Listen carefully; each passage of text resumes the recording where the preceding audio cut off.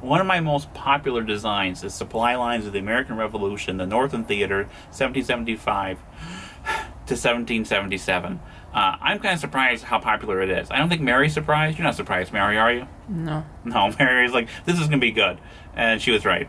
And people have been asking me for a long time, when are you going to do the Southern Theater? Well, guys, here we are. Supply Lines of the American Revolution, the Southern Strategy, the second game in the series. I should note, as it says on the cover, it is a sequel to a game of a similar name, but standing alone and not requiring ownership of the first. So you can just get this one if you want, but you should probably get both of them anyway because I like paying my mortgage. So let's look inside the box on this one. First, we'll start with the box itself, which has the title, obviously, and has this political cartoon. So the first game had the political cartoon by Benjamin Franklin, Unite or Die, with the snake. This is one called The Horse America Throws Her Rider, the rider being George III. He doesn't look too happy there. Let's look inside the box, though.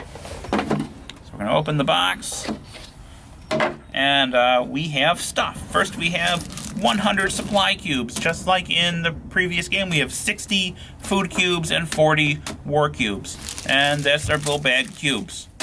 We have half a sheet of counters, which have your dudes for both sides and some markers, and partisan units for both sides. I'll talk about that in just a minute. We have dice. We actually have 2 dice right here, but we should have 4. You will have 4 in your version that you buy. If you don't, let us know. We'll make sure you get 4.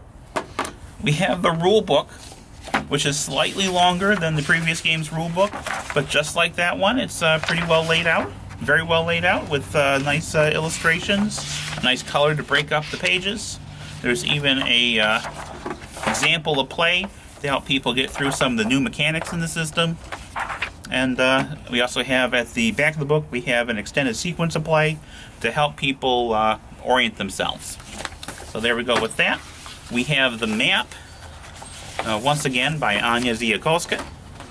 And it's similar to the previous map. We have our cities, we have our forts, we have our points, we have the lines connecting them.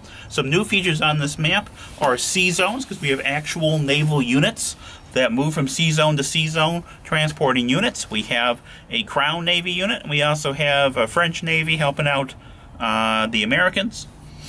So there's some naval combat this time around.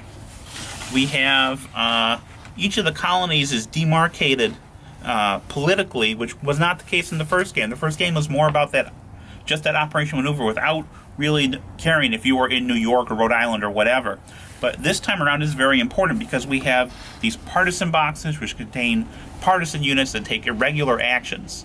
And basically, control of the partisan boxes will allow you to generate more supplies, and control of the areas on the map will help you gain control of the partisan boxes, so they feed into each other. So that is the map, the counters, the wood bits, the dice, everything that comes with Supply Lines of the American Revolution, the Southern Strategy.